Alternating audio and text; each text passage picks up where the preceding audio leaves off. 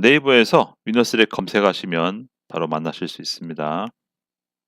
VC 또는 투자자들에게 자주 지적을 받는 4 가지에 대해서 이야기하고, 그리고 해결 방안도 바로 한번 말씀을 드려 보겠습니다. 네, 그래서 오늘 모 대표님에 대해서 IR 컨설팅을 했었고요.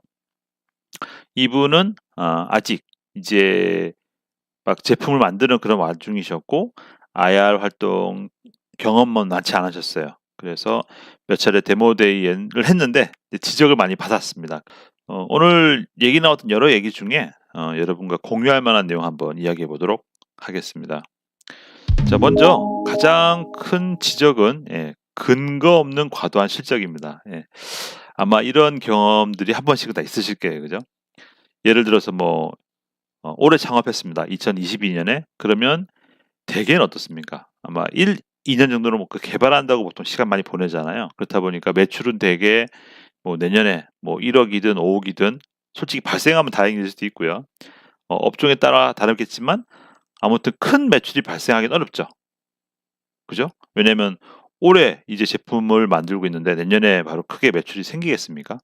자, 그런데도 불구하고 만약에 지금 보시는 것과 같이 2023년에 뭐 10억 원, 뭐 100억 원, 뭐 2천억, 1조 이렇게 만약에 쓴다고 하면은 과연 이거를 어떻게 볼 것인가?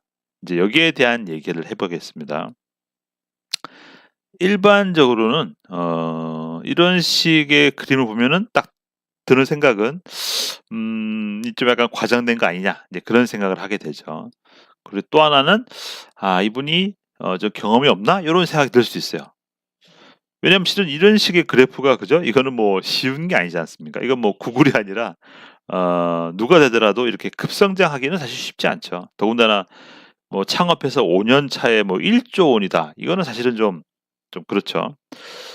자, 그래서 이런 부분들은 여기도 있지만 의욕적인 건 좋아요. 근데 현실감이 없다. 오히려 이런 아주 안 좋은 인상을 심어줄 확률이 높습니다. 자, 그래서 이러한 경우에 어떻게 해야 되겠는가? 참고로 요거는 제가 임의로 그린 겁니다. 어 제가 그동안 이제 컨설팅을 해본 소감에 따르면은 이 정도의 좀 약간 현실성이 떨어지는 것을 쓰는 분들의 경우는 대개 엑셀로도 안 해 보신 거예요. 엑셀로 뭐 상품 판매 수량, 뭐 원가 요런 걸 다 꼼꼼하게 계산해 보시게 되면 그 성장률이라는 것이 이렇게 쉽게 올라가지는 않습니다. 그래서 어쩌면은 이런 엑셀로 이런 부분도 안 해 보신 분들을 제가 실제 몇 분 봤습니다. 그래서 아마 그런 분들이 아니실까 싶습니다. 그 정도라는 거죠. 그래서 여러분들이 이 생각을 하면 좋겠어요. 일단 사업 초기는 당연히 매출이 작을 수 있습니다. 그죠? 마이너스가 날 수도 있는 거 아니겠어요? 그렇다 보니까 여러분들이 초반에 올해 제품 만들었으면 뭐 내년에 뭐 설령 1억 억도 나쁘지 않습니다. 뭐 1억 억을 하든 5억 억을 하든 크면 좋겠지만 그것을 공감이 갈 만한 실적이 돼야 된다는 거죠. 자, 그래서 방법 중에 하나는, 또 여러분은 아마도 여러분 주관적인 이야기를 하기 쉬워요. 그래서 동종 유사 기업들이 창업 1년 차부터 5년 차까지 어떻게 매출을 내어 갔는지 사실 그런 걸 또 추정하게 되면 좀 참고할 만하죠. 네, 그래서 아 근거 없는 과도한 실적은 이렇게 한번 해결해 보시기 바라겠습니다. 그다음 두 번째. 숫자만 가득한 페이지라는 한번 얘기해 보겠습니다. 예를 들면 이런 걸 말하죠. 자, 지금 이제 이거 제가 임의로 한 건데 뭐 어떤 업체가 그런 자료들을 보여드릴 수 없으니까. 자, 예를 들면 이런 거죠.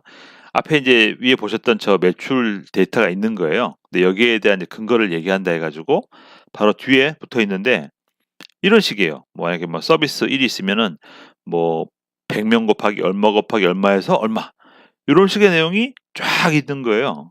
그러니까 여기서 어떤 걸 느끼냐면 아마 이 대표님 의도는 이렇게 우리가 상세하게 조사를 했다, 요걸 보여주고 싶었는지 몰라.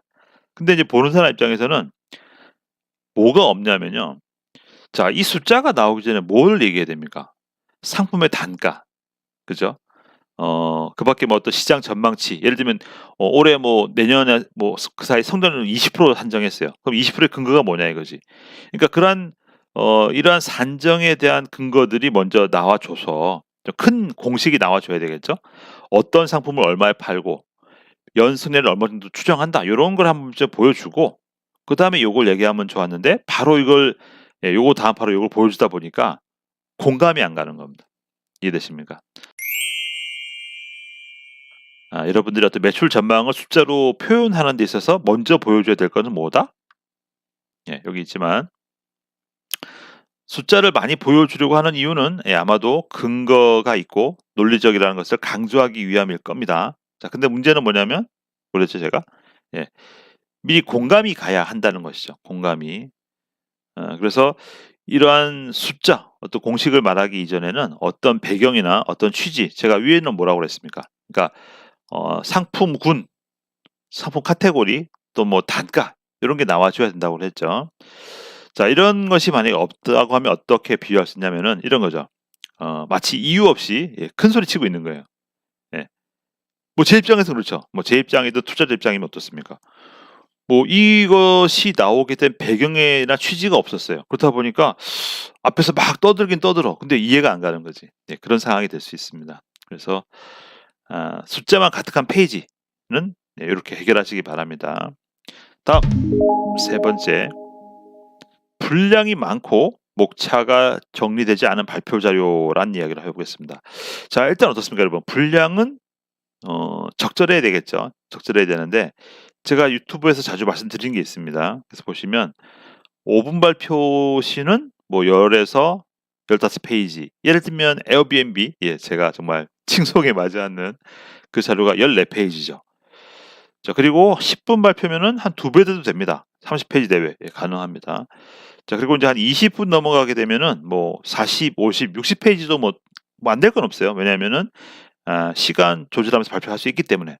자, 근데 중요한 게 뭐냐면은 이것을 좀 많이 초과한다든지 또는 그 보통 인제 분량이 많을수록 목차로 나누죠. 예를 들어서 인제 뭐 problem, solution, 뭐 product, 뭐 시장 현황 요런 걸 쫙 하지 않습니까? 근데 이제 그 목차별로 이거는 시장 전망에 들어가야 될 건데 프로덕트에 있네. 이런 것들이 있잖아요. 이제 그래서 이런 분량과 요런 목차의 성격에 맞게 페이지를 정리했는가 요걸 한번 좀 체크해 보시라는 겁니다. 예를 들면 이런 식이죠 뭐. 인제 이거 뭐 상징적인데 이제 일관되게 예를 들어서 뭐 프로덕트를 할게요. 그럼 프로덕트에 대해서 쭉 나와 줘야 되는데 예를 들면 뭐 시장 현황에 대한 게 나온 것 같은 그런 느낌을 줄 수도 있습니다. 또 하나는 하여튼 뭐 그런 식의 경우가 없게 해야 되겠다라는 얘기 되겠습니다. 그래서 일반적으로는 분량은 어 위에서 제시한 가이드 즉 5 분, 10 분, 20 분일 때 얼마나 되면 좋겠다. 고런 식의 가이드를 따라가 주시면 좋겠고요. 그리고 또한 정보량이 많은 페이지는 가급적 부록에 넣습니다. 자, 무슨 말이냐. 예를 들면 이제 요건 상징적이죠. 그러니까 한 페이지에 텍스트가 많잖아요. 일반적인 경우는 텍스트가 많은 것을 요약해서 고렇게 알기 쉽게 보기 좋게 하는 게 우리가 PPT 파일 아니겠습니까? 이제 고렇게 했어요. 근데 만약에 요건 좀 상세하게 보여줄 필요가 있다. 그런 것들도 있을 수 있잖아요. 고런 것들은 부록에 넣어 주시라는 거죠. 자, 끝으로 목차에 적합하지 않은 페이지는 없도록 하자. 이렇게 말씀을 드려 봤습니다. 자, 마지막으로 네 번째. 예. 메시지가 드러나지 않는 페이지에 대해서 얘기해 보겠습니다. 사실은 뭐 메시지가 드러나지 않는 페이지가 쌓여서 발표 자료가 되는 거죠. 자, 한편 여러분이 발표를 열심히 했어요. 근데 좋은 평가를 못 받았어요. 그럼 여러분들이 어떻게 한 편쯤 이해해야 됩니까? 오늘 내가 발표를 열심히 하긴 했고 많은 걸 보여주었는데 이 발표 자료의 어떤 메시지, 핵심 전달이 안 됐는가 보다. 요런 식의 하나 피드백을 받을 수도 있는 거죠. 자, 일단 중요한 거는 그렇게 메시지가 드러나지 않는 이유 중에 하나는 여러 가지 있겠지만 위에 오늘 세 가지, 세 가지도 원인이 될 수 있다는 거죠. 예를 들면 요런 식의 걸 말씀드리고 싶습니다. 대안을 말씀드리면 일단 메시지가 드러나지 않는 발표 자료의 경우는 일단 어떤 강점이 있다, 어떤 차별성이 있다는 게 좀 여러분은 언급했을 수도 있어요. 근데 와닿지 않는다는 거죠. 또는 언급 안 했을 수도 있고 그다음 어떤 실적이 있는가. 사실 이게 제일 중요하죠, 실적. 그래서 뭐 지금까지 뭐 돈이 있든 없든 매출이 있든 없든 뭐 이런 식의 것들을 정말 최선을 다해서 내왔다. 그것이 매출액이 될 수도 있겠고 뭐 MAU, DAU, 뭐 유저 뭐 이런 다양한 지표가 나오겠죠. 그래서 그런 걸 설명할 수 있어야 되고 그다음 투자 유치 후에 어떻게 성과를 낼 것인가 여기에 대한 부분도 언급이 있어야 되겠죠. 그래서 여러분들이 다른 건 모르겠지만 이 세 가지에 대해서는 명확히 어떤 메시지를 전달하면 좋겠다라고 말씀드려 볼게요.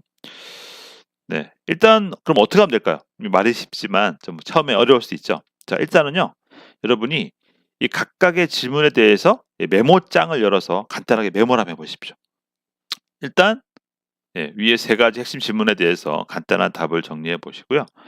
자, 그것을 문서 전반에 작성하실 때 좀 그 주제 세계가 드러나게 일부러 노력을 합니다. 네, 그러면 전반적인 문서에서 '아, 이 세 가지를 신경 썼구나.'라는 게 알게 되죠. 자, 그리고 또 하나는 여러분이 인제 나름 쓰긴 썼어. 근데 그 내용을 상대방이 이해 못하면 소용이 없겠죠. 자, 그래서 여기도 있지만 쉽게 느껴지도록 하는 것이 중요합니다. 음. 그래서 여러분의 메시지를 누구라도 쉽게 느낄 수 있도록 발표 자료를 만들어야 되겠습니다. 뭐 간단히 말하면은 어려운 용어 별로 가능한 쓰지 말고 업계 용어 써야 되겠지만 가능한 한 선택지가 있다고 하면은 누구라도 알기 쉽게 이해하기 쉽게 쓰더라는 얘기가 되겠죠. 일단 뭐 마무리로 의견 드리자면 오늘 제가 이제 그 대표님 보고 느꼈던 거는 대표님이 전문성이 있었어요. 어떤 특정 직업에서 전문성도 있었고 제가 볼 때 창업가로서의 어떤 그런 마인드 의지가 느껴졌습니다. 일단 좋다는 얘기죠. 좋았고 팀 빌딩도 잘 돼 있었어요. 그래서 사실은 그 자체만으로도 매력이 충분했거든요. 근데 이제 아까 위에서 보신 것과 같이 좀 과도하게 매출을 그리신 걸 봤기 때문에 야, 요건 좀 아깝다. 약간 아쉽다 싶었어요. 어쩌면 그런 팀 빌딩이 잘 돼 있고 대표님이 역량이 뛰어날수록 초기에 마이너스가 나도 이해해 줄 수 있습니다. 네, 그렇기 때문에 그런 부분을 너무 좀 무리하게 하지 마시라. 또 그 말씀 하나 드리고 싶고 그 제품과 서비스에 대해서 어떤 리서치라든지 그런 부분이 좀 약했다라는 부분들. 그래서 그런 것도 같이 포함되면은 매출이 없어도 설득력을 가질 수 있는 거죠. 그래서 잠재 고객들의 우리가 출시할 제품에 대한 반응이 어땠다. 그런 부분도 좋고요. 그리고 만약에 B2B로 판다. 그러면 B2B 잠재 고객들의 일단 뭐 보통 유용성이죠. 유용성. 그리고 얼마 정도 되는 금액이면 사겠다. 이런 것에 대한 데이터들을 좀 같이 넣어 놓으시게 되면은 매출이 없어도 좀 더 좋은 인상을 갖게 되겠죠. 네, 오늘은 투자자가 자주 지적하는 네 가지에 대해서 말씀을 드려봤습니다. 그리고 거기에 대한 한번 답을 말씀드려봤고요. 오늘 영상이 여러분의 투자 유치 확률을 높이는데 많은 도움이 되시길 바라겠습니다. 네, 다음에 또 좋은 콘텐츠로 찾아뵐게요.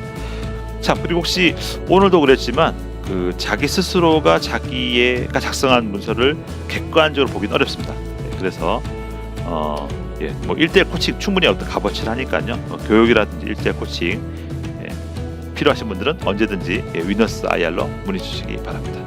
네, 감사합니다.